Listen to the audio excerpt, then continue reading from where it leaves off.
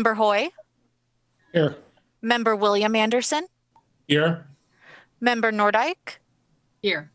Member Sund, Here. Member Lewis, absent. Member Milton, absent.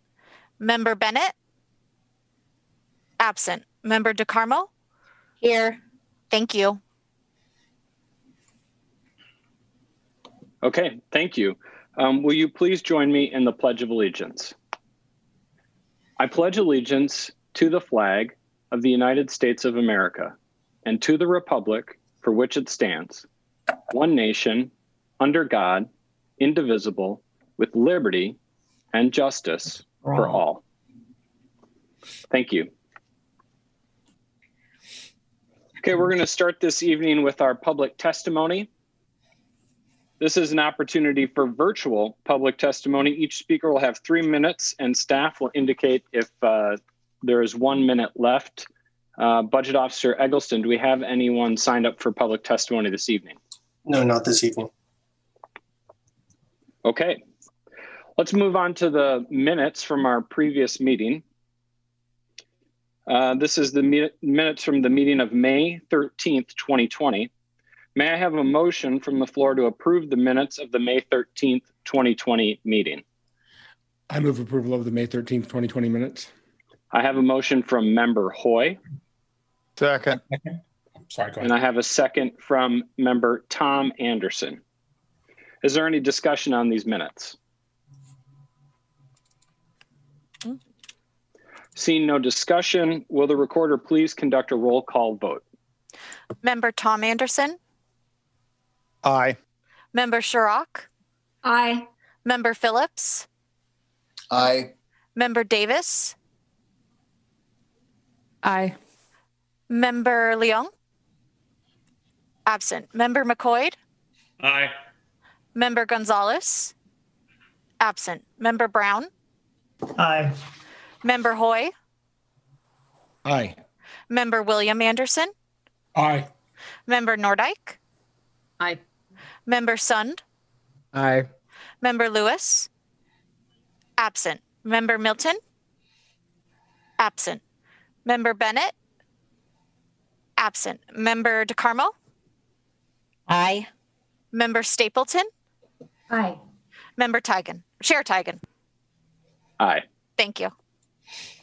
Thank you. The motion passes. Okay, we're moving on to the next step in our agenda. Item number 3, action items, election of officers. The next item on the agenda is the election of officers. Nominations are now in order for the office of the chair. Are there any nominations from the floor? Member Hoy. Thank you, Mr. Chair. I nominate Paul Tigan for chair. Are there any Second. other nominations? Thank you, Member Anderson. Okay, the nomination for chair is Member Tigan, and seeing no other motions from the floor. If you are in favor of Member Tigan, please signify by saying aye. If opposed, no. I'll take a moment of privilege and say thank you. And if someone asks you to do any term of public service on Inauguration Day, accept it. Say yes. So will the recorder please call the vote? Member Phillips, Aye. Member Davis, Aye. Member Leung, absent. Member McCoy, Aye. Member Gonzalez, absent. Member Brown, Aye. Member Hoy, Aye. Member William Anderson, Aye. Member Nordyke, Aye. Member Sund, Aye. Member Lewis, absent. Member Milton, absent. Member Bennett, absent. Member DeCarmo, Aye. Member Stapleton, Aye. Member Tigan, Aye. Member Tom Anderson, Aye. Member Shirok. Aye. Thank you. Okay, nominations are now in order for the office of vice chair. Are there any nominations from the floor? Member Hoy. Thank you, Mr. Chair. I would propose that we put off election of the next two offices until our next meeting. Given that this is just an update tonight, and we have new members that haven't had a chance to get to know other members yet, I think it would make sense if we hold off until our next meeting to elect those two positions.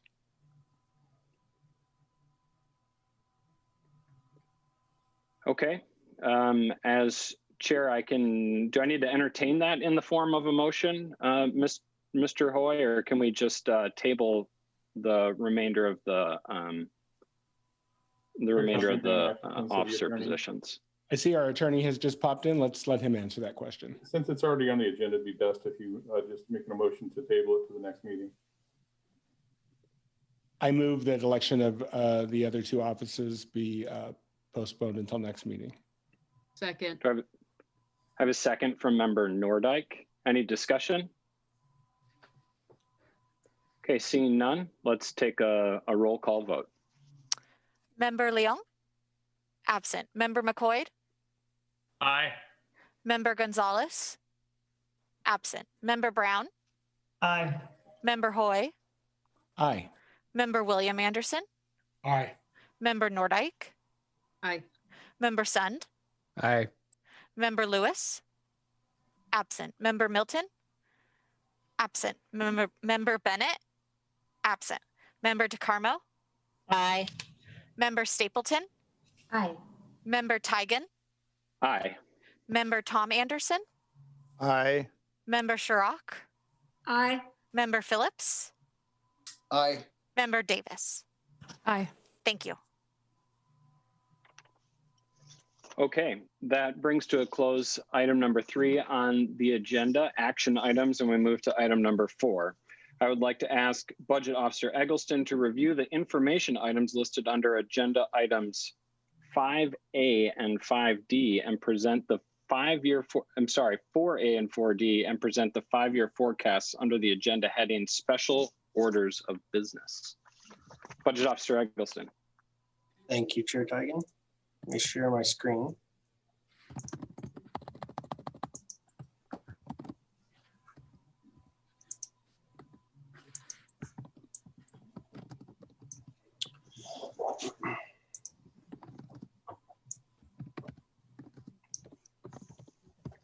Good evening, I'm Josh Eggleston, the city's budget officer. The information for this evening's meeting include 4 quarterly financial summaries. I will not be reviewing these tonight, but they are provided for your information as part of the city's discipline of monitoring, analysis, and reporting. The main focus of our time this evening is the city's 5-year financial forecast. I would like to recognize and thank the department analysts, directors, and staff that dedicated the hours necessary to assist the budget office in producing this important planning document.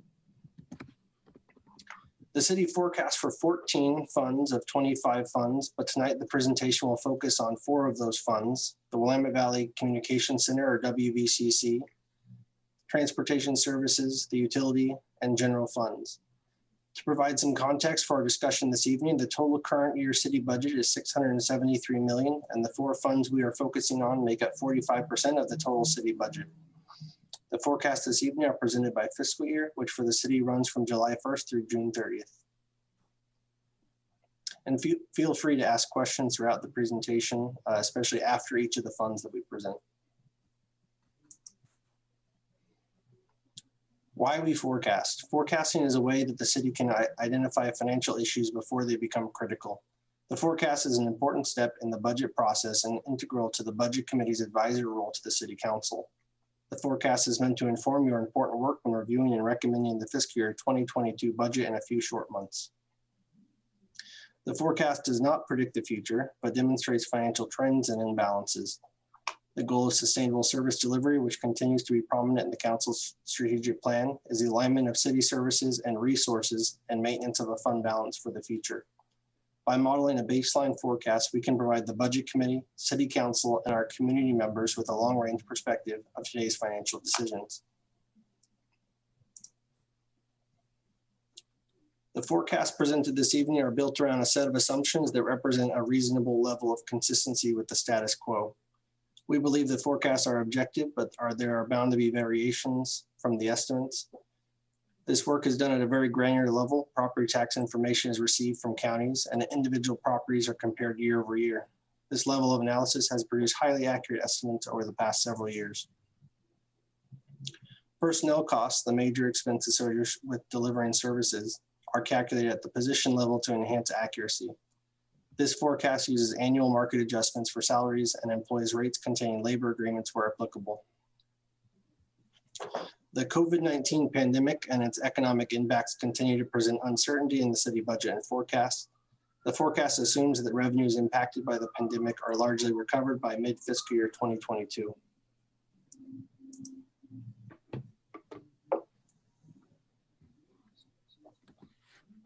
The city of Salem has been substantially insulated from the economic impacts of COVID-19 as compared to other cities. For example, the city of Portland is more reliant on transient occupancy taxes and business license fees for their general fund. The real estate market and property taxes in general are not anticipated to be significantly impacted in this recession cycle. This is very unlike the Great Recession several years ago. We're not seeing those impacts to the real estate market. However, the city's general fund revenues listed on this slide have been significantly lowered due to the pandemic. And in addition, the transient occupancy tax for the Cultural Tourism Fund and the State Highway Fund revenue and the Transportation Services Fund have been reduced. The first fund we'll look at this evening. Well, first, are there any questions about the assumption slides?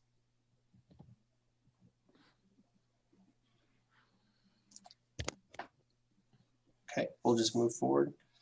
The first fund we'll look at this evening is the Willamette Valley Communications Center Fund. It supports the provision of emergency dispatch services to 29 police, fire, and emergency medical service agencies in Marion, Polk, and Lincoln County. Additional detail for this forecast can be found beginning on page 36 of the forecast document.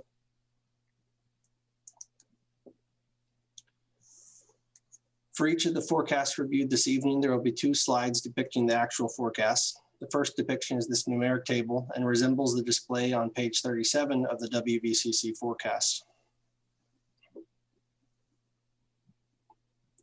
The main takeaway for this forecast display is the structurally balanced picture of revenues and expenditures, meaning that the revenues and expenditures, or the revenues over the forecast period, exceed the expenditures. The fund balance displayed on the bottom row there increases over the 5-year period in order to fund future capital needs. The second display converts the numeric table to a graphic that demonstrates the relationship of revenues in blue and the net expenditures in gold, and then the trajectory of fund balance with the green line. As you can see, the green line presents a stable result over the 5-year period. Josh? Yes, Member Anderson. I'm sorry. What happens after FY 2022 that brings us from negative numbers to positive? It seems like expenditures are higher than revenue these next 2 years, and then after that, the reverse happens. Is it good question. 23? This is the slide you're referring to, the 2 negative numbers. This one or the next one, either one, where you've got negative, the expenditures are higher than revenue for the first 2 years, and then it reverses. This slide and the next slide shows that. Sure. So WVCC, they employ rate increases for their member agencies. So in this case, for the first 2 years, there's transfers and other expenses that are exceeding the revenues, the current revenues coming in, but they have the fund balance to absorb it. And then the rate increases catch up with that balance going forward.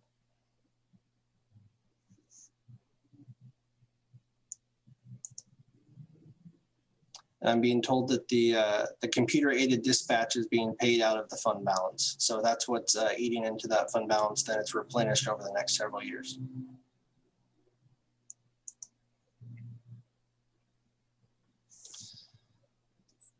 So this slide you'll see several times for each of the funds. And while we attempt to be objective and accurate as possible with our forecast, the forecasts are subject to variability with actual results that differ from the dozens of assumptions within the models. With this in mind, the representation you see on this slide demonstrates our best estimate of the result of fund balance and what happens with just 1% variation of revenues and expenditures. And then where available, the adopted policy for the level of fund balance is overlaid on this information. The gold line across the 5-year groupings represent the policy adopted by the WVCC board to help guide its budget recommendations. So this isn't a council goal, but it's their agency board goal. The blue bar at the center of each grouping represents the result of the WVC forecast that we just saw on the 2 previous slides. And then the green bar represents the forecast result augmented by an additional 1% of revenue and 1% of expenditure savings for a total of 2% change. And then the red bar is the inverse. In this case, it doesn't reflect a change to revenue as the rates are set by the board, but it does show 1% additional expenses. Under this scenario, the fund balance remains above the board fund balance policy by the close of fiscal year 2026 in all 3 scenarios. Hey, Josh, before you go on, members, just so you know, as your chair, I can't see everyone while Josh is sharing his screen. So if you have a question for Josh, you'll just have to interrupt him. He's very nice about it. But just make your presence known by asking for time for a question. Thank you. Thank you, Chair. So the second fund this evening is the Transportation Services Fund. The fund supports the operation and maintenance of the city streets, traffic signals, and sidewalks. The Transportation Services Fund provides the financial structure for the department to respond to the City Council goals that address long-term support of community needs for safety, livability, environmental health, and economic development. And additional detail for this forecast can be found beginning on page 19 of the forecast document. Prior to the COVID-19 pandemic, the economic impact of the Transportation Services Fund had substantially stabilized. However, since the fund's primary revenue source is state shared highway tax, the actual revenue received and the projections provided by the Oregon Department of Transportation have been significantly lower. The major contributor there is gas tax and registration. So when you go to a pump, some of those funds are shared with the city and it goes to fund these services. And we're just not seeing the level of receipts that we have with the COVID-19 pandemic. People just aren't traveling as much. As you can see, the first blue bar revenue and is lower than the gold bar expenditures. So the fiscal year 2021 beginning fund balance of 3.24 million is decreasing in the second year by 0.71 million to balance expenditures. And that continues to be the case for most of the years in the forecast.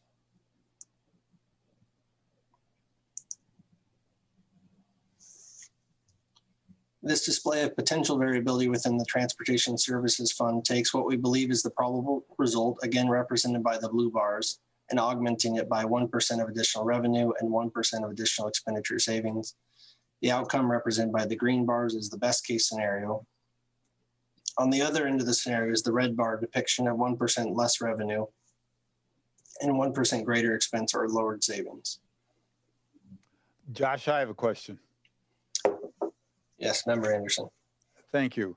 You know, you indicated that the state has a gas tax, and one of the discussions I've read someplace in all the materials we have talks about the potential of a city gas tax, which needs to be voted on by the voters. I'm not espousing it one way or the other, but if there were to be a city gas tax, would it be specifically delineated for the transportation fund only as opposed to the general fund or some other fund? That's correct. So gas tax is restricted on its use. So it would need to go directly into Transportation Services Fund. It's a special revenue fund, and it has specific uses that are allowed for it. Things like the maintenance and of streets and sidewalks. Thank you.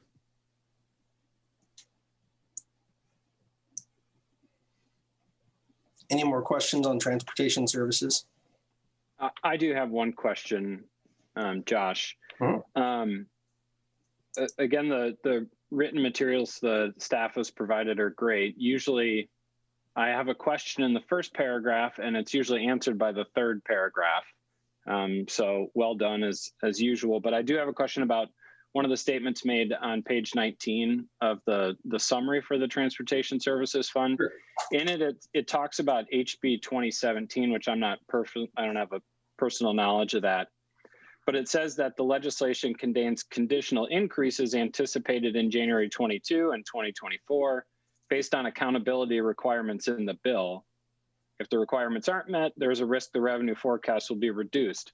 But you don't go on to explain what those accountability requirements are. Is it something that the city needs to do or a level of usage, or can you explain those? It's a great question. I'm going to have to defer to Director Fernandez for more information. Yeah, hello, can you hear me? Indeed. Okay, great. HB 2017 created some reporting requirements for the Oregon Department of Transportation.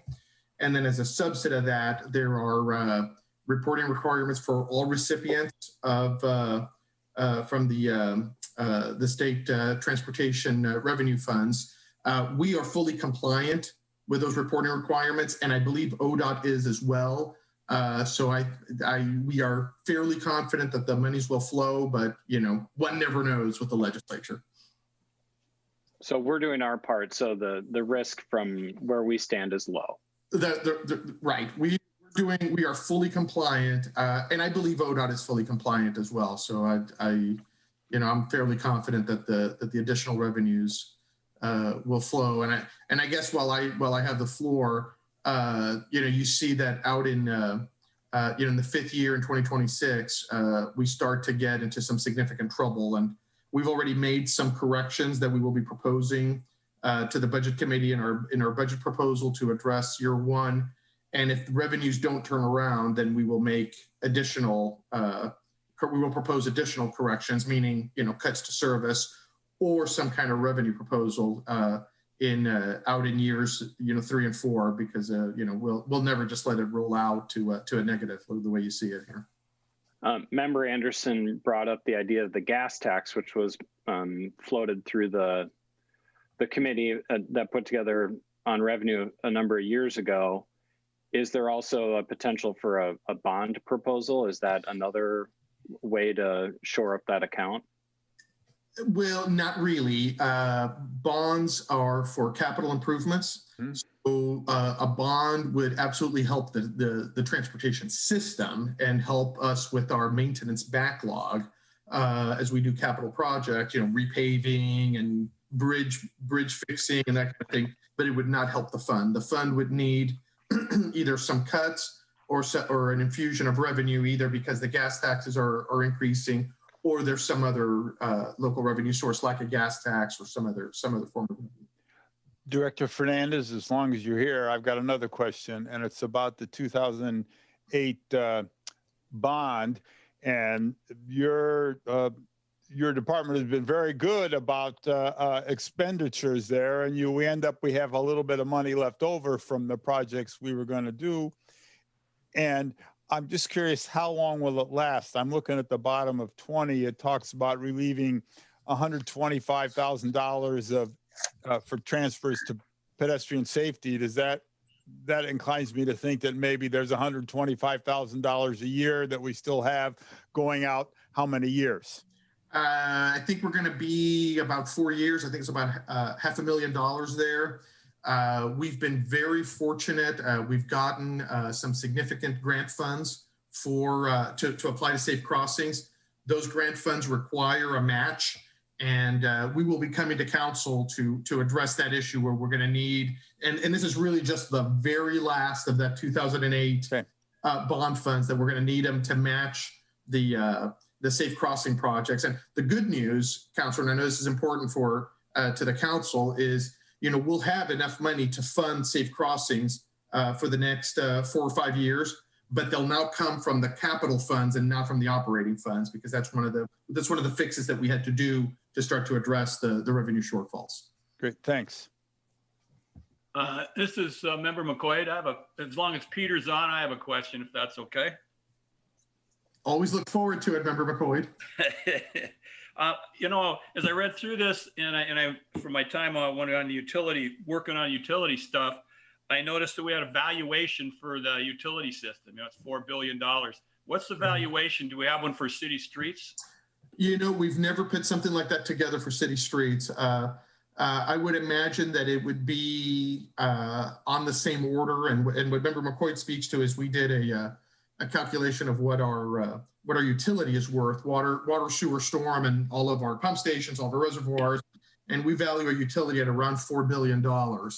And I would guess, given just the number of streets, sidewalks, bridges, that we'd probably be on the same order, but that's really just a guess on my part. Okay, and then it says in here that basically there's not going to be any pavement rehabilitation budget. Right, that's at some point we run out of, I mean, we have never had enough money, never meaning, you know, the 25 years that I've been here, to do a significant amount of pavement work. If you recall the 2008 bond issue, 40% of that $100 million went for pavement rehabilitation. And we still do some slurries, we still do some crack seals, you know, we do some minor paving, but that starts to decrease over time, and there's really not a lot left after we have to, you know, do all the other work that we have to do. Well, then do we have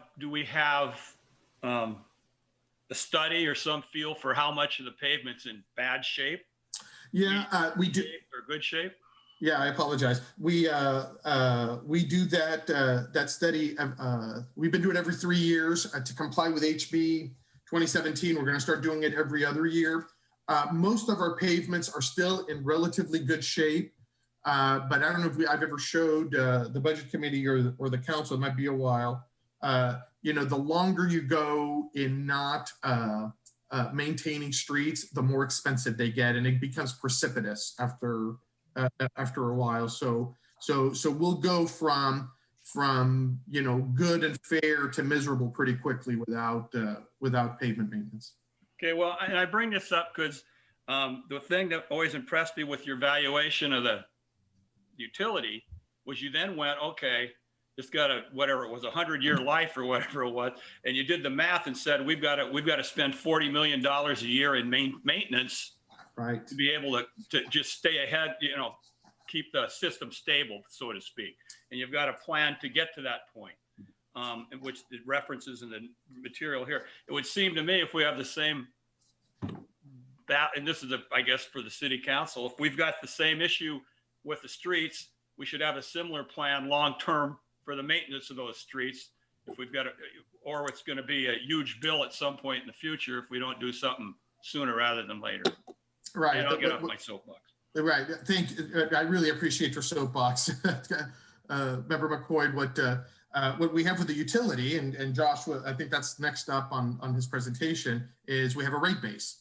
And with the rate base, and really with great support from the city council for a very long time of small and steady rate increases, we've been able to do a tremendous amount of maintenance and address a lot of issues. We don't have a rate for the street system. What we have is the state gas tax, and that has never been enough to cover all of the expenses. So you know, a gas tax, for example, or some kind of street utility would begin to address those issues. But you know, it's tough in light of all the other needs that the city has.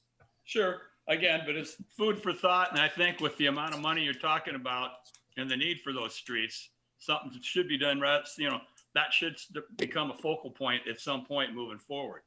Before you get so far behind, we'll never catch up. I agree. Okay, thank you. And a good transition to the utility budget officer, Eggleston, if you want to take us to the next report. Thank you, Chair Tigan. The utility fund supports the ongoing operation and maintenance of the utility, including treatment, storage, and delivery of drinking water to residents, businesses, and industries, collection, conveyance, and treatment of wastewater before it's returned to the Willamette River, and collection and conveyance of stormwater runoff from streets, buildings, and other hard surfaces throughout the system to reduce the risk of flooding and protect the environment.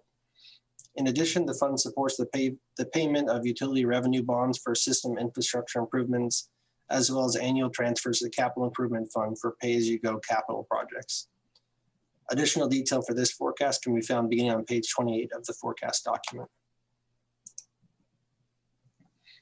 The city's utility, as Peter mentioned, it's had steady rate increases and is in good shape. When the water advisory occurred in summer of 2018, the city was able to navigate that financial challenge and plan for investments without an immediate rate impact. This forecast includes the debt service for the $60 million debt issuance in March of last year for projects focused on water treatment and a supplemental water supply. Continued improvements must be made to the utility at a sustainable pace, balancing rate impacts with the rehabilitation, expansion, resiliency, and modernization needs of the system. In the utility, the fund balance or savings decreases from 52.22 to 49.46 million over the forecast period, but still meets the 120 days of operating expenses that is in council policy. Maintaining this level of fund balance is important for an infrastructure-heavy enterprise such as the utility. Josh, this is Member Brown. I have a question. Yes, Member Brown. So on page 29, and maybe it's just me and I'm not following clearly, but on page 29,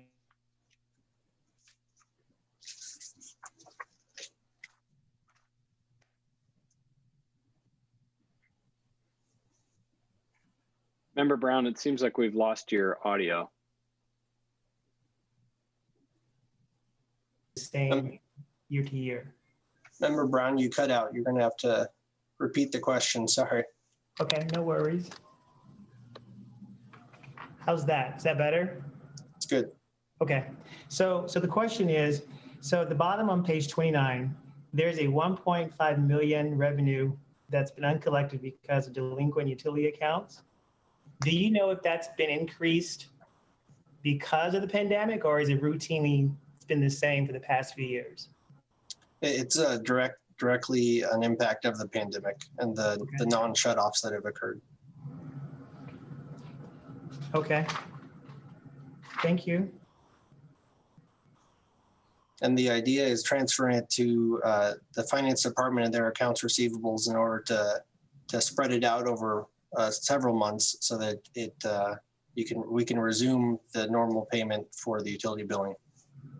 Peter, do you want to touch on that? Yeah, if I may, Josh, thank you.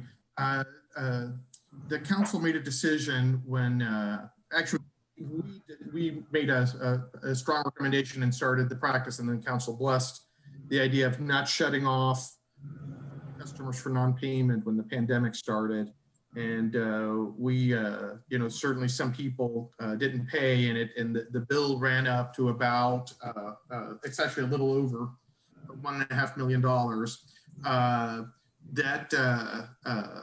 That program has come to an end, and starting next month, customers who are in arrears will be invoiced 12 equal billings for the amounts owed, but none of those amounts owed will accrue to a shutoff. So if they can't or choose not to pay, they'll be referred to our collections contractor. But as long as they stay current, beginning in January, then no shutoffs will occur. So that's the program that we laid out and council approved it. But we are owed, the utility is owed $1.5 million. Okay, and just for clarification, so thank you for saying that. So that bill is still growing as we sit here today. It's growing. No, that has come to an end. So now if somebody doesn't pay, then we'll use our standard practice of shutting off the service. And when will the service be shut off for those? Usually it's it takes about a month, more or less. So if you don't pay your January bill, you get several notices. So usually you wouldn't be shut off till sometime in February. Mm-hmm. Okay. Thank you for the clarification.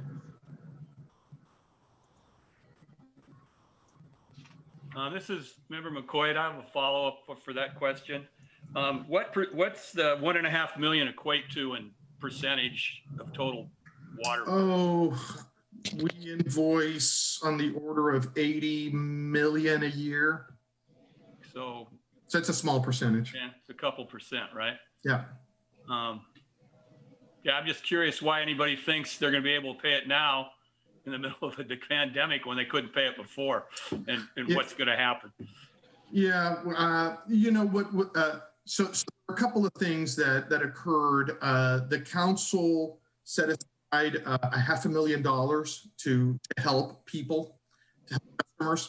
What we found, even though we said that that those monies were available, because without the threat of shut off, nobody applied for the monies. So after a few months of the $500,000, you know, only about 30,000 had been used. I don't know yet how much it will be tapped, but we have put the word out to our customers, and we will continue to put the word out that that money is available for support. If you need help, there's other agencies that are also available to help people. But we feel that what we reported to council is that without the shut off, nobody will apply for the support. And Peter, did you just say that $500,000 was set aside, but only $30,000 had been used? That is correct. Wow. Yeah, because if there's no shut off, then what we think is that people are just setting the bill aside. And what is hard to know, and we just really have no data on this, is of that, it's about, it's almost 3,000 customers out of 55,000. Mm-hmm. We don't know if the 3,000 are all of them hurting, or are some people just sort of gaming the system, and we just have no way of knowing until we have the threat of shut off. And then if you really are hurting, then you can apply for the funds and get some support. Thank you. I have a question. I'm sorry, this is Diane DeCarmo. How were these people notified? I mean, that's a low amount of people who applied for those funds. How were they notified of those funds? Yeah, everybody that owed us money got a letter. Actually, have gotten at least 2 letters in English and in Spanish that said that the program was going to come. They got the first letter was in August that the program was going to come to an end. And you know, a few customers applied, but obviously very little, just based on the dollars. And then another letter was sent. Okay.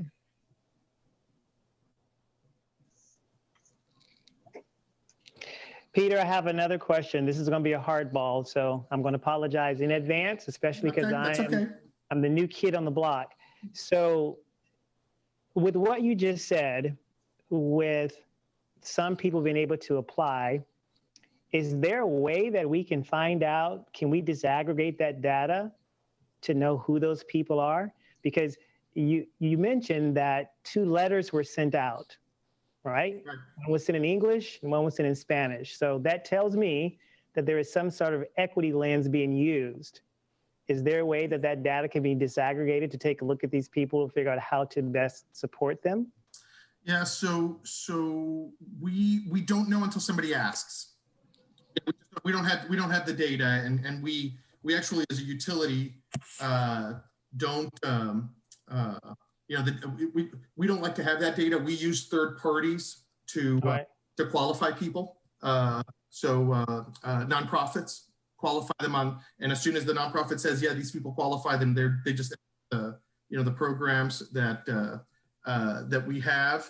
So until they come to us and say, I can't pay, and then we can refer them, or they refer themselves to an agency, we just don't know. We don't know who they are. The data that we do keep, just because you're new and others are will know, is we have data on if you're on a dialysis machine, for example, we will never shut you off. We never shut off apartment buildings because those people don't pay their utility bills directly. But if you live in a single family home and you're responsible for your utility bill, that's all we know. You know, other than that, that's all we know. And you just gotta pay your utility bill. Thank you. I've got another, as long as we're on this subject. When first of all, Dr. Brown, never feel bad about asking a hard question. Not that I would know that, but the when we, the council, authorized this, and I understand completely, Director Fernandez, why, there's a lot of money that hasn't been spent in it for the reasons you laid out. That makes perfect sense. But I'm sure we did not anticipate that here we are now, almost a full month into 2021, and things are not resolved. And if what we hear from the experts is true, it's not going to resolve maybe till the third quarter or beginning of fourth quarter of this year. So I would think that potentially, if we're seeing this problem continue or grow, it would be good for Public Works at some point, and the city manager and you, to come back to the council to see if we want to revisit any kind of extension beyond the first of the year. Of course, Councilor Anderson. And what will be good is we'll see of the 2,800 accounts, how many people are really in need. We'll get a better sense. Is it all 2,800? Is it 1,000? Is it 500? What it is. And we'll know that in the next couple of months. I had a quick question. Josh, this might be for you or maybe Peter. Earlier, Josh, you said that we wanted to keep it around 120 days. Were you talking about the fund balance? And if so, when that drops down below 120 days, what does that mean for us? Good question. I'll take that one. Go ahead, Josh. Just this slide has the fund balance policy listed on it, so it's helpful. The blue line is the forecast that's depicted. And it's actually 120 days and 1 year of debt service is that fund balance policy. Go ahead, Peter. Yeah, well, those are our reserves, and we are, and right, they're part of our debt covenants, and we will never allow the fund to, because we'd be in default of our debt, so we would never allow the fund to drop below the reserve requirements. What we have and what we showed the council when we did our rate proposal last fall is we start to get very close to, we like to maintain $10 million in cash beyond the reserves, and we will pretty much eat that up in the next 2 or 3 years, and then we start to come back.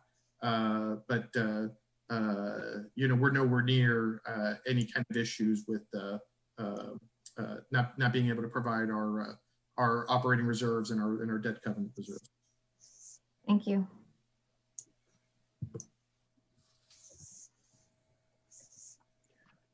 I find the utility so fascinating, Director Fernandez. I kind of want to ask one question about it, and maybe this paragraph is in our report every year, and it kind of strikes me every year, but this year seems to be the time to ask it. On this water and wastewater rate revenue, it's on page 35. It kind of says that it seems to insinuate that reductions in consumption of water aren't really a savings because there's a certain amount of fixed cost to the system that we're always going to have to pay an amount to keep it going. Right. And if we reduce our water consumption, we're just going to be charged more per unit in order to maintain the infrastructure. And that seems to create I don't know, is it a moral hazard or what the right term is for not connecting consumption to cost? Right. As in a lot of utilities, water utilities and actually gas utilities are another example, have over the years disaggregated the cost of treatment, transmission to the commodity cost, and we've done the same thing. The commodity water is actually very inexpensive. In Salem, you pay $2.50 for 750 gallons of water. The expense is in treating, storing, and delivering that water and having it available at your faucet 24 hours a day, 7 days a week. That's where the expense is. And we got to pump, and we got to maintain the pumps. We got to maintain the reservoirs. We got to maintain water for fire suppression. So that's where the costs are. The cost isn't the commodity. And we as utilities, as a business, not just Salem Utility, but utilities across the country, when Americans really peak water use was in the early 90s, and then consumption really dropped. I mean, people really started taking seriously conserving water and low flow fixtures and that kind of thing. But we still have to maintain all those pipes. So all that investment is still in the ground. So even if what you're really paying for is to have access to that, and I'm pointing because I'm sitting in my kitchen, I'm pointing at my faucet. So that's what you're paying for is 24 hour a day, 7 day a week access to that service. If we could tell people, hey, don't worry about it, you can shut it off and you just don't have access, then we could lower the rate. But it's really shutting off your service. I was talking to the gas company in Northwest Natural, and they've done the same thing. What you pay for them is the pipes and the delivery. Natural gas, the bottom's falling out of it, but they don't care. They just pass that on directly to their customers, whatever it costs them. But they still have an expense, and we have the same thing.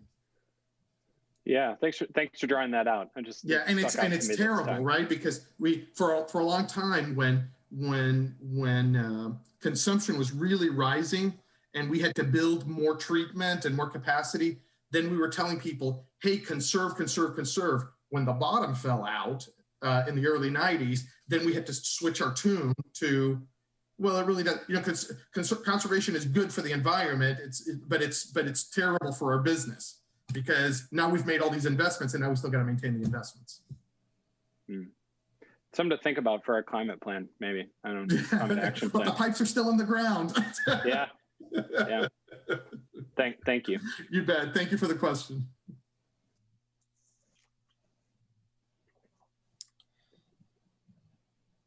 I'll go ahead and continue then. So this display again is the variability for the utility fund, and both the 2% positive scenario and the blue bars there, it maintains above that policy that Peter was talking about. The red one does fall below that, but I think the utility would make adjustments before that occurred.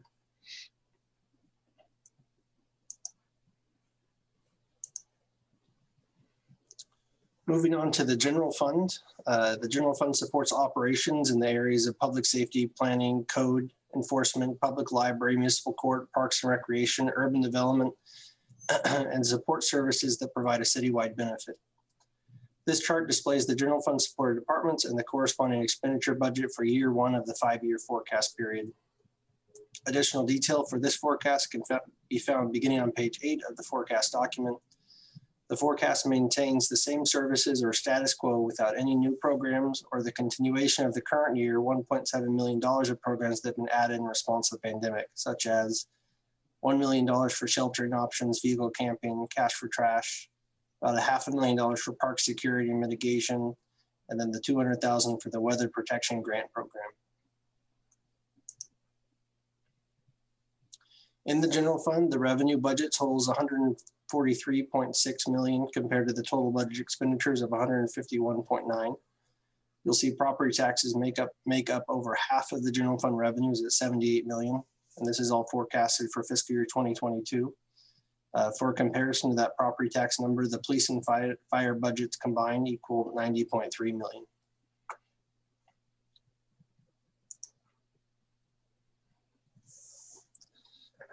The general fund forecast table, similar to this slide, appears on the forecast document on page 11. This also includes actuals from fiscal year 2020.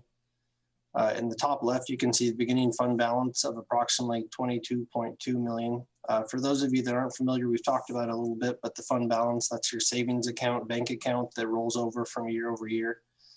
So if you'll see in the top, it has the beginning fund balance and the ending fund balance. And you can see from the bottom of one column, it moves to the top of the next column. With the $22.2 million beginning 2020, we added approximately $2.8 million and ended with $25 million as a result. In 2020, fiscal year 2020, we received approximately $3 million in CARES reimbursement funding, the federal COVID relief funds. Without the CARES funding, we essentially broke even. In fiscal year 2021, you will see the consumption or use of fund balance of about $2.5 million in the fiscal year impact row. Keep in mind that the city approved the $1.7 million in a supplemental budget and transfers to address the COVID-19 pandemic and unsheltered programs. Without these additions and other unanticipated uses of contingency, the fund balance for fiscal year 2021 would be essentially breaking even. This would be the second year in a row that the structural deficit had been majorly addressed.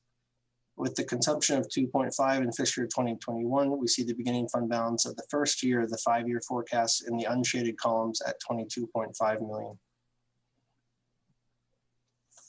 While the shaded columns demonstrate how the operations fee eliminated the structural imbalance in the near term, the forecast demonstrates how even a status quo service forecast, we resume the consumption of fund balance throughout the forecast period. As you may recall in our revenue discussion, the city's expenditures grow at a rate higher than our revenues, particularly the property tax that is limited to the 3% value, or assessed value growth. The fund balance during the forecast period is reduced to 10.44 million in the bottom right. And just a note, last year's 5-year forecast included the implementation of the city operations fee, and it was the first forecast in many years that projected a positive balance at the end of the forecast period. I want to take a few minutes to highlight the positive impact of the city operations fee on the forecast. On this slide in green, I have separated the city operations fee from the other general fund revenues to really demonstrate how it has stabilized the general fund. The total revenue estimated over the years displayed on this slide total $48 million. That includes the actuals from 2020 last year and the current year we're in 2021. To demonstrate the significant positive impact of the operations fee on our financials in the previous slide, I created this chart that removes it from the display of the forecast. You can see the loss of the $48 million operations fee revenue and the negative fund balance result beginning in fiscal year 2023. In the bottom right, at the end of the forecast period, you see the negative 37.62 million fund balance, which is the total 10.44 million from the previous slide, less the total city operations fee revenue. The negative fund balance is for demonstration only, and to be clear, the city could not actually adopt the budgets with negative fund balances. Any questions on these before we move on? Josh, I do have more of an observation. I note in our materials in pages 9 and 10, they talk about property tax estimations. And I'm aware of the fact that property taxes are statutorily capped at 3%. And I believe your materials say that we start collecting those in November each year. Can you say, as of today, whether we collected the 3% or something less than in this most recent round of property taxes? We're still receiving property tax receipts. We receive them throughout the year. I believe we're on par with previous years as far as the payments. Okay. And I also noted, just for people's information, that on page 10, it says that the forecast for fiscal year 2022 through 2026 anticipates property valuation gains of 4.4% on average. But of course, persons who pay property taxes will not be paying what that increase in their homes are worth. They'll be paying no more than 3%. So I just wanted to point that out to folks. A lot of people don't know that. So am I understanding that correctly, Josh? I believe so. Just to clarify, the 3% is the increase in assessed value. When we anticipate more around 4% for the total increase in property taxes, that includes any new development or changes in properties. So we gain value both with permit valuation changes as well as the 3% assessed value increase. And can you say how did we do on permits and other fees associated with new development during the year 2020? I don't believe we saw a slowdown. Director Wright, do you want to address that? Yeah, certainly. So far for this year, we are seeing our permit volumes hold steady. We're starting to experience a little bit of a drop, we think, with our land use review totals, but otherwise things are looking good. Thank you. Josh, as long as we're on page 10, I have an observation and then a comment channeling Mayor Bennett in the last 4 or 5 years that I've heard him. I have to congratulate you because your forecast and what has happened, if you look at that upward chart on the bottom of page 10, it is remarkably consistent, remarkably close together.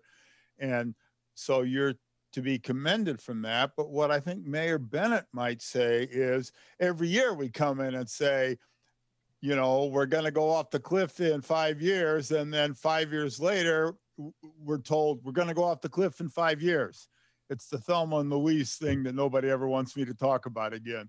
So I don't know if you have any reply observation on that, except to say that everything is so closely intertwined there that I think we're doing a very good job at, even despite losing revenue over time, we're still keeping revenue and expenses pretty close.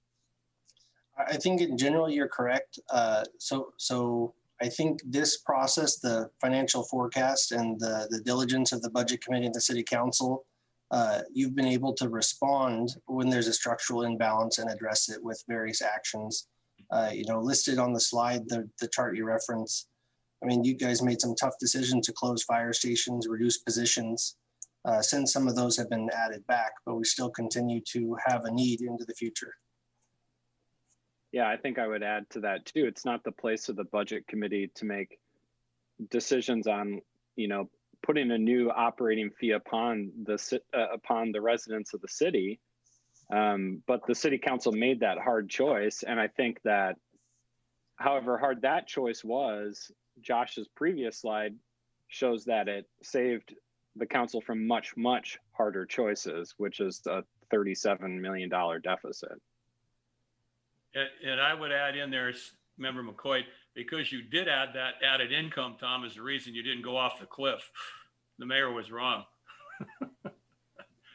I have a question on the slide, Josh, for 21. The slide we were watching before this one. This one or a couple? Yeah, that's the one. For Okay. 21 year end and 2% savings, there is no savings for that year? I mean, typically that's unfilled positions and things like that, isn't it? Great question. So you'll notice that we don't have unspent contingency or 2% savings for 2020 or 2021. 2020 has closed, so we know exactly what we spent last year. And then for 2021, we're already six months into the year. We have a much better idea of what this year looks like. So any savings that we're anticipating is built into that total expenditure line. Oh, okay, thanks.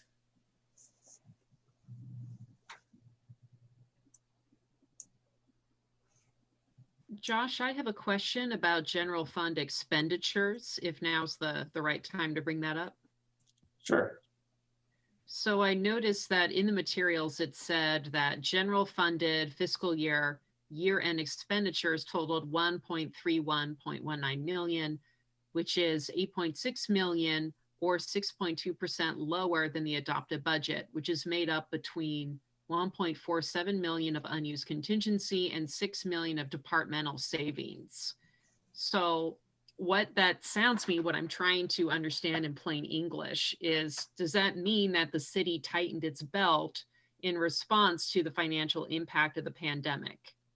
Are you referencing a particular chart? I'm just trying to follow the numbers. That was a quote that I took directly from the document, and I already copied and pasted it. So you'd have to keyword search it again. It is taken directly from the materials, but so, yeah, and I could search it again to find it. Let me see, where is that? 1.47 probably. So there it is. It's on page 1 of the financial summary.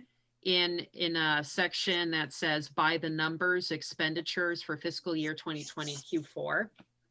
Is that helpful? Okay, so the quarterly report. Yeah. Yeah. And which page, Counselor? Well, it says page 1. I mean, based on the link that was provided to us as committee members, it's page 14 of a 97-page document, if that's helpful. Got it. I think I found it. So it's page 1 of the quarter 4 report for the city, I believe. So Go ahead. So 2020 was an interesting year, sorry.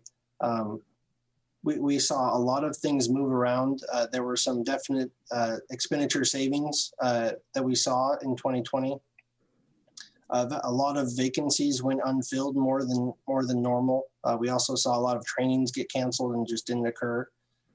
So it was an unusual year. We saw some additional revenue also in the form of the CARES funding. Bob, do you want to chime in, our Chief Financial Officer? Yes, hi, Bob Barron, Chief Financial Officer. I think this is an appropriate time just to distinguish between a budget and a forecast. The federal government, state government, county government, and of course our city government we all go through budget process or an appropriation process, which is a permission to spend. None of us spends a dollar of taxpayers' money without an authorizing body to tell us we can spend it. And so the budget itself, you'll see, for example, in fiscal year 2020, the budget called for a consumption of fund balance of $10.9 million. Well, we knew we weren't going to consume $10.9 million, but in that expenditure authorization or appropriation, there's $3 million worth of contingency. It's roughly $150 million general fund budget, so it's at 2%. This is an appropriate level of contingency to be able to react to the unanticipated, the unbudgeted items. But we don't expect to spend that $3 million every year. Routinely, we'll only spend about $500,000. Also, during the budget process, we talk about all of the positions that are necessary to fund in each of the departments. And as a practice in every city I've worked for, we fund all 12 months of the positions that are authorized in each department. But invariably, there's vacancies and someone leaves in August, but we don't rehire the replacement till December. And so this is why you'll see in Josh's chart, in the 5-year forecast, we're showing upwards of $5 to $6 million that we don't anticipate spending from the budget, but we still need permission to spend those monies because the positions are authorized and we have an appropriate level of reserve should the unanticipated occur. So I want everybody to be careful when we're comparing what actually happened to the budget.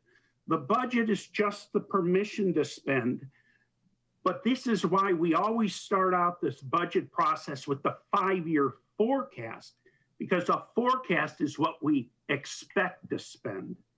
So I hope that answers your question, Councilor Nordike.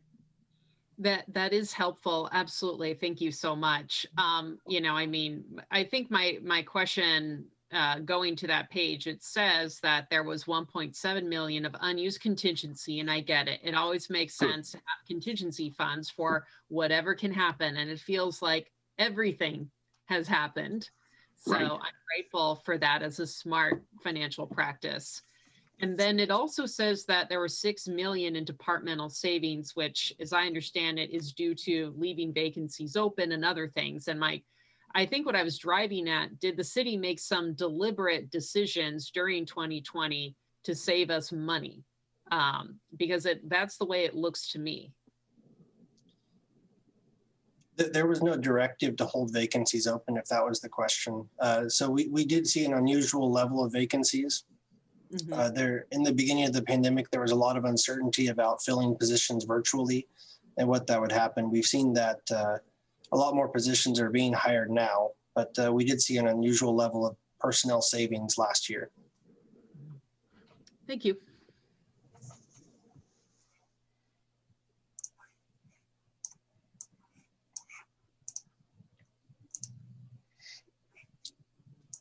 I'll just touch on this graph real quick. Councilor Anderson mentioned it, and a lot of you have seen this for several years. We keep updating it.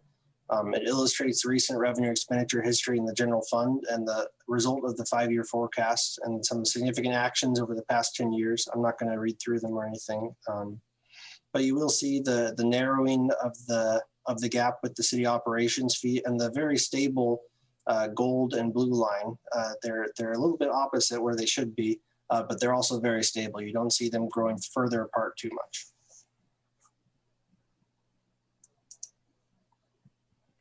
And again, this is the display of the general fund in this graphic.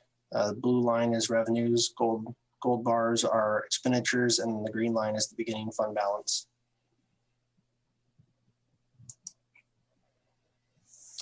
This variability graphic, you've seen it for 3 other funds. It's a little more volatile here for the general fund, just with the dollars you're talking about, and then also with the fund balance policy there in gold.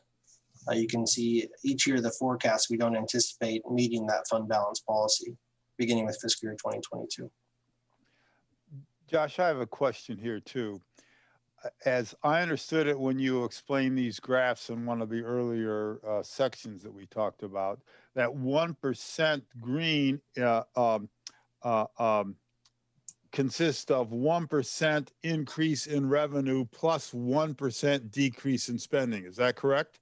That is correct. So it's a net 2% change. Yeah, it's a 2% change. So do I understand from that? And, you know, it seems like pretty improbable, but if in fact we could increase our revenues by 1% and decrease our spending by 1%, we'd be up where the green is? That's correct. Yep. Okay. So if we were to find that, would it work the other way? If we were to say we will increase our revenues in the general fund by 2% and maintain the expenditures that we have tested out, we would still be in the green? Yeah, that's correct. Okay. So it's I mean, another term for this is a sensitivity analysis. So the general fund by nature, there's so many demands on it. You're never going to build a giant fund balance because there's always more needs than there are funds. But yeah, you're correct. Okay. Thank you. That to me is some food for thought.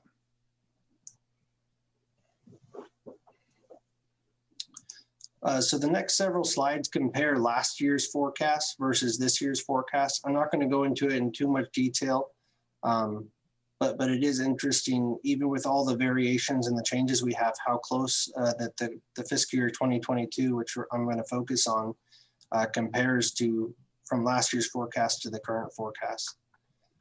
So in last year's forecast, we called it working capital last year. This year, we're calling it fund balance.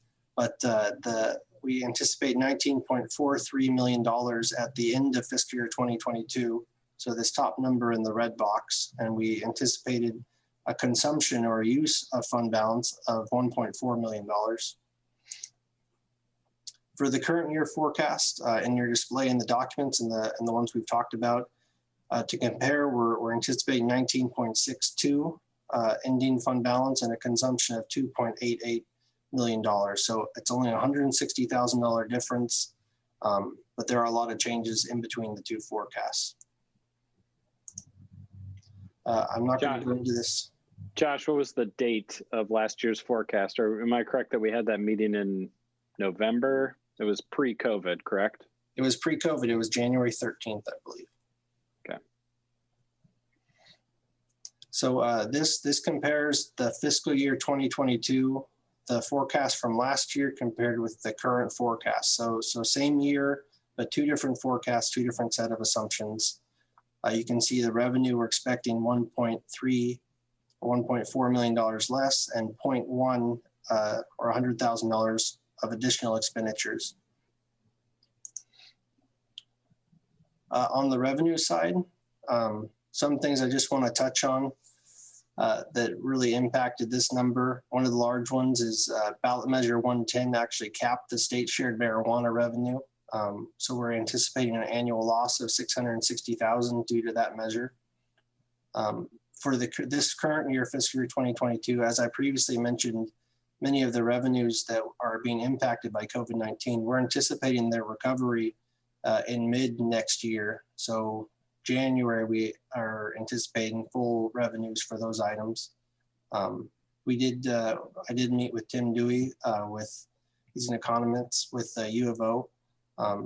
And we had set that assumption prior to talking with him, but he in general agreed with that we should see some mostly recovered by that point for our revenues.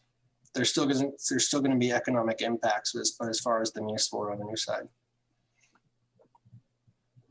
On the plus side, the city has seen increases for the city's local marijuana sales tax, alcohol, and liquor state share revenues. And then also, as Norm mentioned, the planning and permit fees, they have been holding stable, and we had an expected increase with the positions that were added from last year. So we have seen that come through. On the expense side, while it's only $100,000 differences, there are some major changes.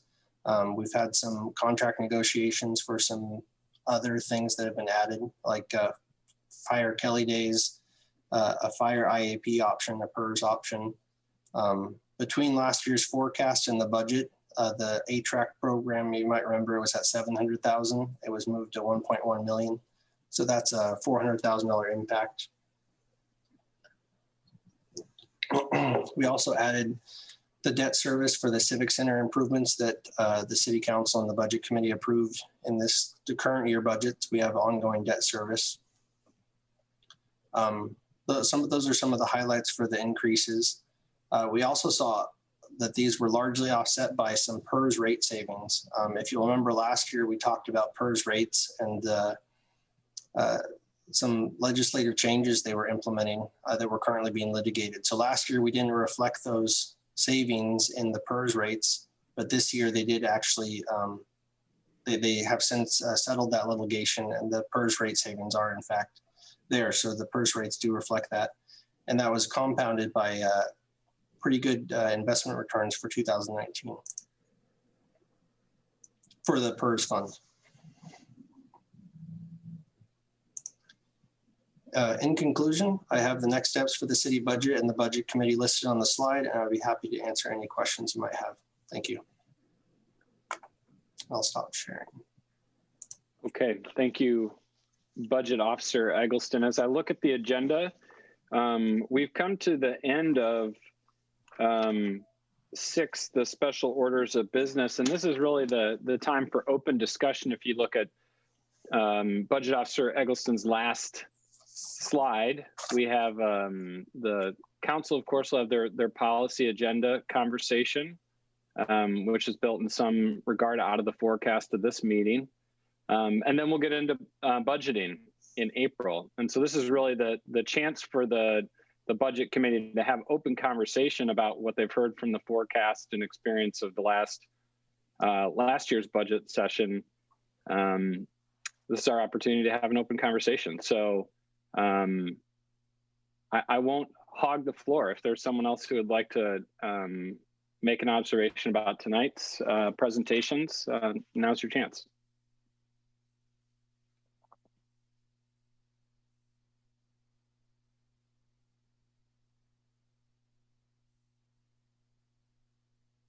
Okay, I will ask a question, but I won't. But I didn't want to be first.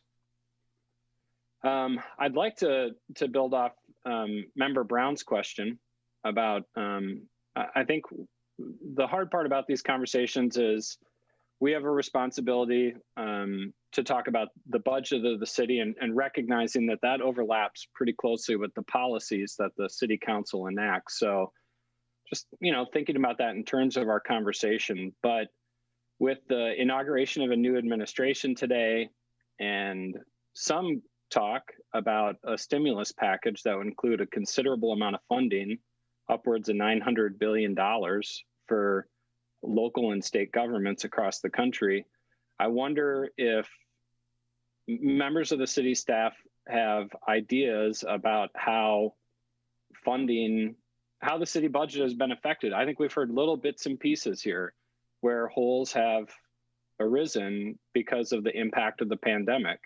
Whether it's like Member Brown said, in terms of some of these losses to the utility for non-payment, or the transportation services, has the city collected an accounting of the direct impacts of the pandemic on the budget? Well, if I may, Chair Teagan, the direct payments that we received from the Corona Relief Fund, the CRF fund, totaled $7.2 million. Just a quick recognition of the city's speedy opening of the EOC actually afforded us an additional $2.3 million. And that was stated in the Secretary of State's did an audit in November of all the CRF requests.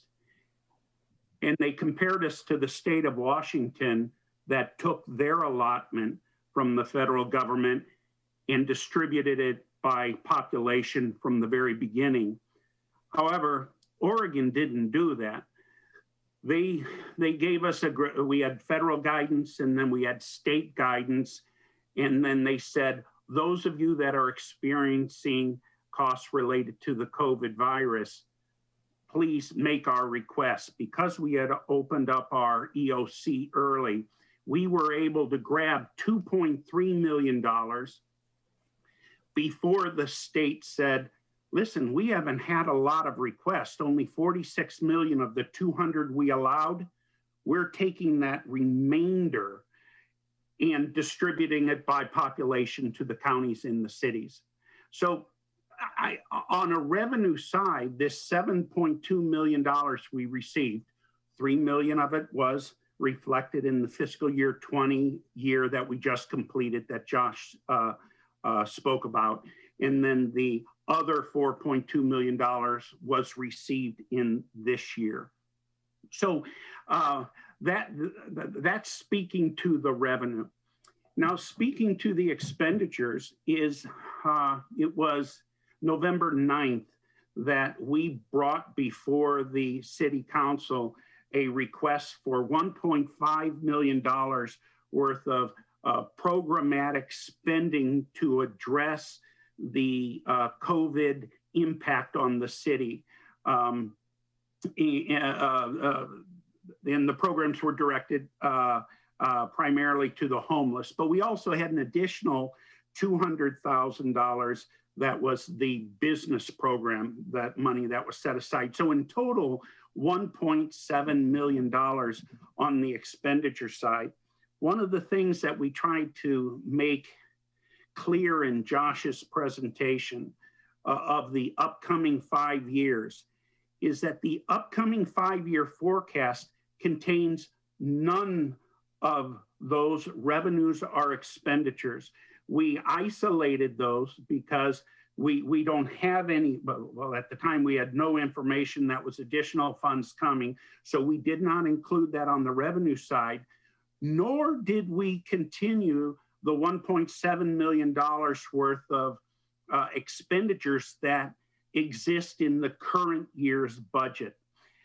But I'll tell you, I've been so terribly impressed with the administration here in Salem at their responsiveness. And I will tell you that we would not have had that $2.3 million if we didn't react as quickly as we did.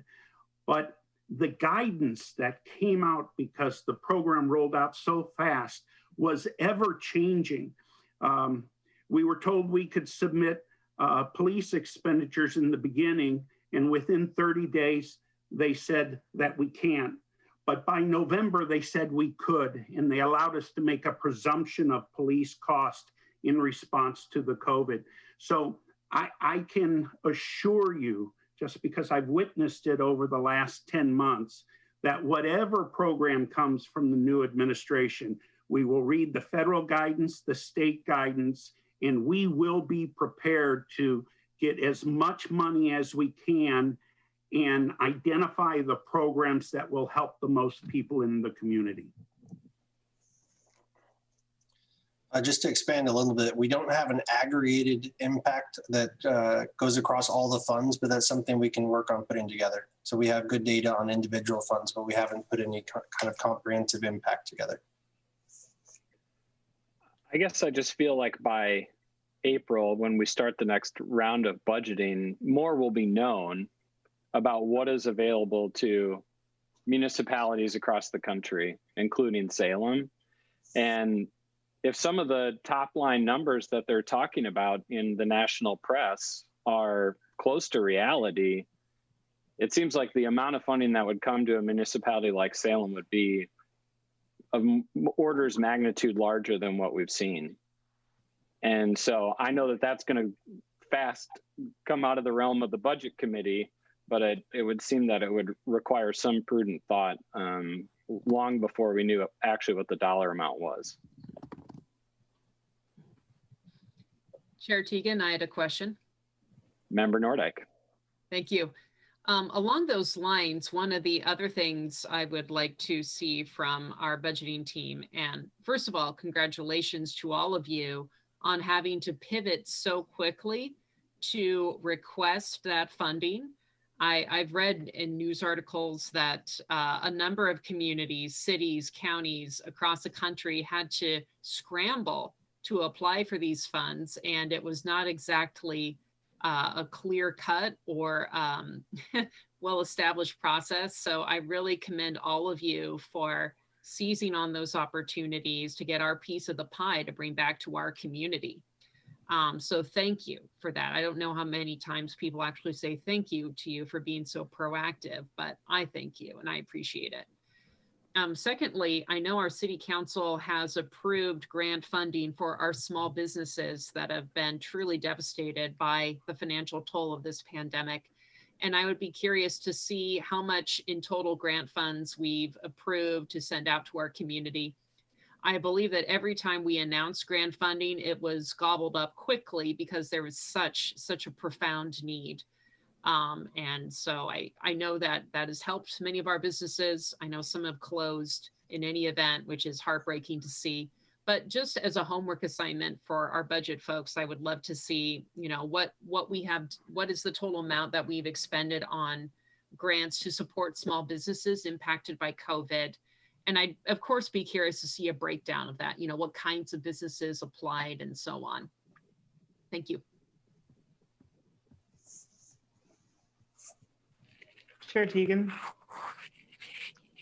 So my mind, I'm still grappling with some things that Officer Eggleston shared with us. And great job, Josh, great job in presenting. So I'm still going back to the $500,000 that's been set aside, and only 30,000 has been really, you know, used for families that are in need. Is there a plan per se that the city is thinking about or dreaming about to help these families as we move forward? Because we here on this call, you know, I'm looking at, you know, everyone in the little squares, and it looks like lights are on, right? Everyone has electricity. So the people in this group, you know, we may not have that need as a neighbor that's a mile or 2 miles down the street. So when we think about those families that are hurting, and the pandemic isn't going to change in the next 30 or 60 days, what can we do, and what is the city is doing to really kind of help those families use that money?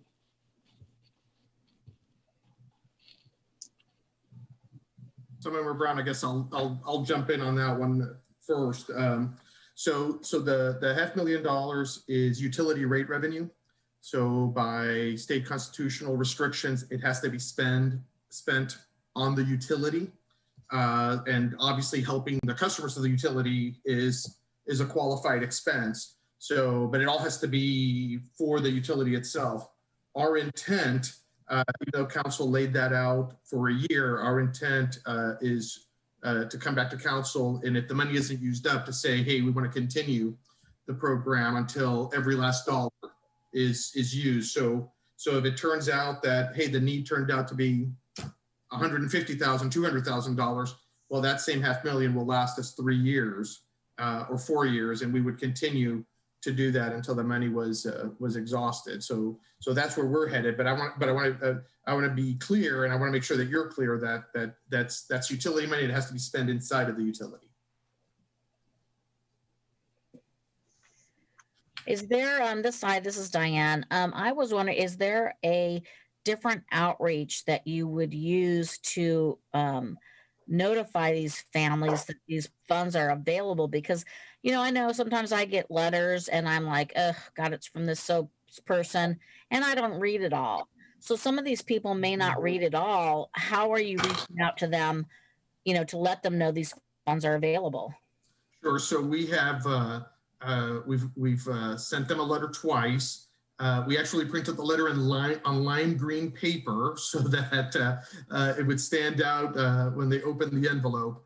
But at some point when, if families are hurting, they didn't read the letter, and they get their shut-off notice, and we notify twice in writing that they're getting shut off. At that point, if they come to us and say, we can't, we're hurting, we're struggling, then we will refer them to the agencies to get qualified, and then we will allocate the money to them. So they'll get two other notifications up to and including the point where we shut them off, and then if they really don't read anything, then at that point when they call us, then we will absolutely talk to them and get them qualified to receive the funding. Thank you. Yeah, I think I'll just make an observation that it seems like the issue isn't in the earnestness of the utility to want to help or in the need of the customer for help. It seems like it's in the communication of those two parties, and I appreciate that, and I can also imagine a family that's in dire circumstances that it's not just one envelope, it's many envelopes, and they may have stopped opening them. So it's maybe not in the place for the budget committee to make a recommendation, except that we think that I think that's a great program, and we should be striving to connect the need with the earnest desire to help. And does that mean communications help from public affairs officers within the city? Because it seems like when there was funding available for our businesses, as was remarked, the businesses knew where to go and they knew how to ask for help, and that money was spent as soon as it was made available. But I also saw, an article in the newspaper about it. So I think that, shows a level of engagement that, spend the money that was appropriated for this purpose. Right. We intend to. We want to.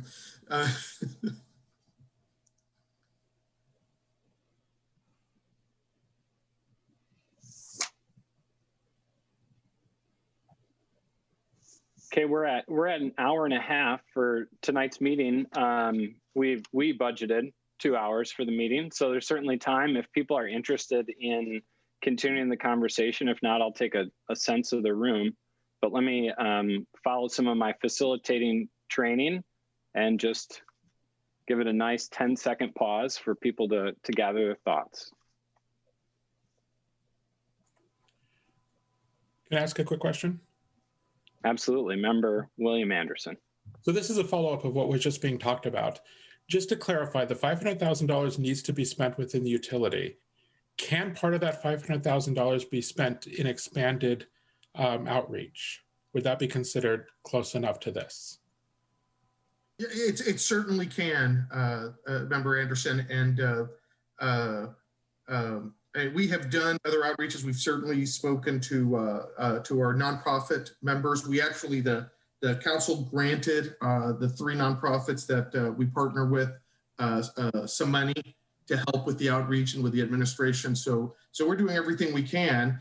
We obviously know who the customers are that, the 2,800 customers. So they've been outreached to directly, so they're the ones. And actually, anyone that comes to us, whether they've been paying or not, as soon as they are in trouble and need help, we refer them immediately. And our staff, our customer service staff and their supervisor are really experts at that and speak with people every day about how we can help them and how they can be referred, and it's instantaneous.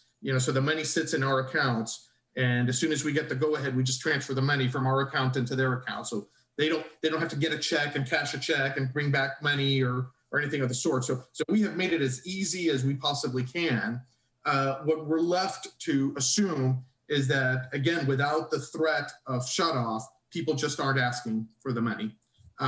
So with this month, we'll start to see, like I said before, how many of the 2,800 are really in need, and then we can make a better report back to the council on, hey, this is the need, or we need more money, we need to allocate more money, or we need to allocate less, or we just don't know, and we reported that to the council last fall, so we'll know more in the next month or two. And a quick follow-up on that process. So they would get 2 shut-off notices. Right. And if they were to, after the second shut-off notice, how long would they have to contact you to avoid the shut-off? Gosh, it's like within a day. We don't shut off on Fridays. But by the second shut-off notice, we're shutting off like within 24 hours. And if they were to contact you in that 24 hours, would the shut off? We would not shut off. Okay. Are the 2 shut-off notices sent by mail? I think one is sent by mail and one is left at the door, if I'm not mistaken. Okay. Thank you. Yeah. I have a quick question as a follow-up to the funds. So is the city, either through through staff or in other means, reaching out to local community partners, community-based partners to see, or community-based organizations to see if they would be able to inform their clients or community, especially within BIPOC communities where oftentimes they may not even be aware of these financial opportunities? I don't really know what our partners are doing, Councilor LeYoung. We work with the Mid-Willamette Valley Community Action Agency, St. Vincent de Paul, and the Salvation Army are our 3 partners. And I don't know what their outreach is. Member Stapleton. Thank you. Peter, I think this one's for you, but maybe Josh, you can help me. I wasn't quick enough to ask a question back when we were looking at graphs. I'm working on this. I'm getting better at it. But one of yours for transportation showed, oh Lord, those are not looking at it, but that's okay. So I just wanted to make sure that the graph was showing a difference between the revenue and your expenses, not your backlog. Is that correct? Right.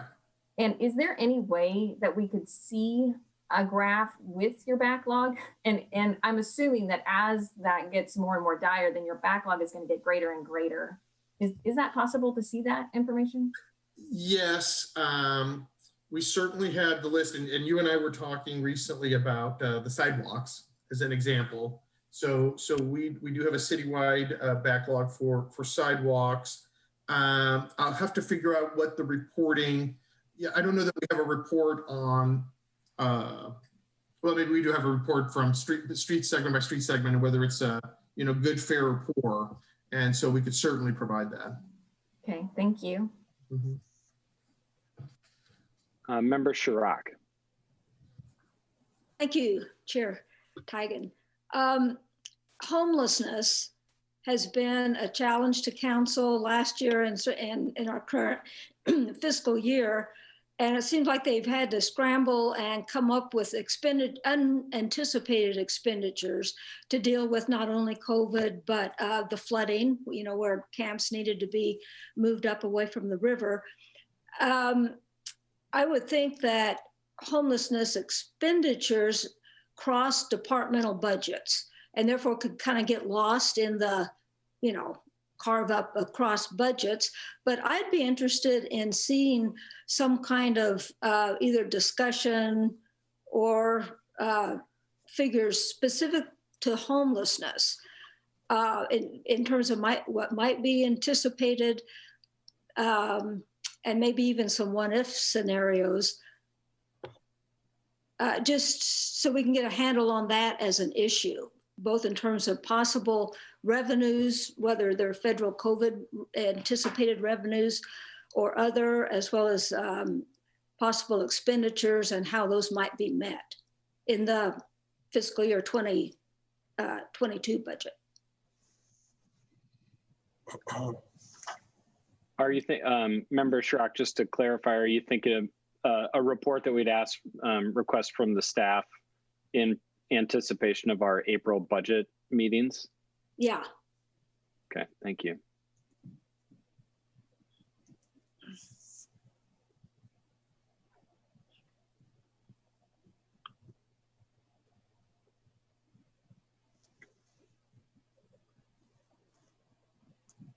This was my other facilitation trick, was not to announce that I was going to wait 10 seconds before I asked if anyone had more questions.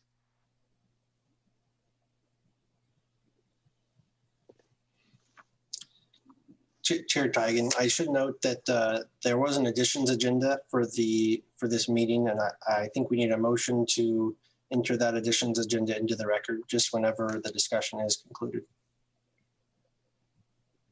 I think we have reached that point in tonight's meeting. If I can have a motion from the floor to for the additions agenda. I move approval of the additions agenda. Thank you, Member Hoy. Do I have a second? Second. Thank you, Member Stapleton, for a second. Any discussion on the additions agenda? Let's take a roll call on that question. Member Stapleton? Aye. Member Tigan? Aye. Member Tom Anderson? Aye. Member Shrock? Aye. Member Phillips? Aye. Member Davis? Aye. Member Leung? Aye. Member McCoy? Aye. Member Gonzalez? Absent. Member Brown? Aye. Member Hoy? Aye. Member William Anderson? Aye. Member Nordike? Aye. Member Sund? Aye. Member Lewis? Absent. Member Milton? Absent. Member Bennett? Absent. And Member DeCarmo? Aye. Thank you. Okay, that motion passes. Well, in conclusion tonight, I want to thank everyone for the robust conversation. Budget Officer Eggleston, your work and your team's work getting us ready for the 5-year forecast tonight. Very much appreciated.